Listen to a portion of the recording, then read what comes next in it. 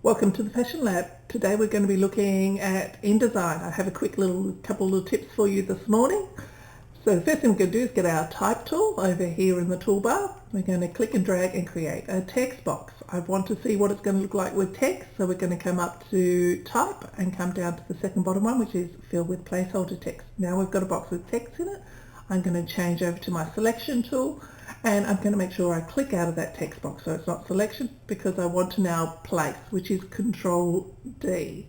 So I want to place an image. I'm going to get my image and I'm going to go open, and I'm just going to click and drag this image.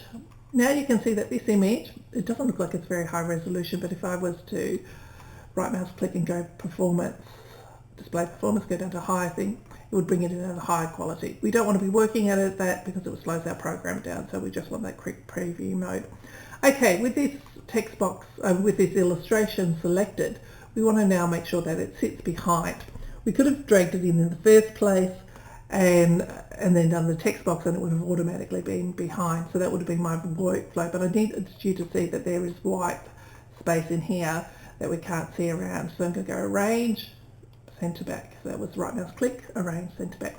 So now you can see if I wanted this to extend into my writing, my writing here is overlapping, and I want it to come around, I could come to my text box and reshape it. No, what we want to do is we want to create a text wrap, but that's not what we want. We want it to follow the shape. So sometimes we can come up and use our text wrap here. We could come to Window and we could come down to our text wrap thing and put it, dock it over here. Now with this, you can see this is the icon up here that we chose, and there's all sorts of different ones. But what we're wanting to do is, this is at the moment is right and left sides with the same amount of spacing, and that doesn't mean much until we do this.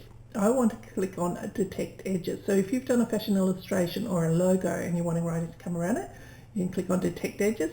And can you see now it's got this faint blue line which is put around it. So now if we come up to the both right and left, this is saying apply this spacing, both right and left. So now if I click on the spacing, can you see I can pump it away a little from my illustration. So if I was to click off here, or even come down to my preview mode, see how nicely that sits. Going back to here, one last thing while we're here. If I wanted to maybe make this starting word here, I just text in with a large capital A, which you sometimes see. It's really quite decorative without going too fancy and over the top. Up here, once we're in a text box, up here, this one deals with, if I click on the A, it deals with the type, and if I click on this, it deals with the paragraphing, and so this is what we actually want. So see this little icon of an A being bigger at the start. If I now click on this, what the numbers are is it's 1 line, 2 lines, 3 lines. So this letter now is 3 lines big, 4 lines, etc.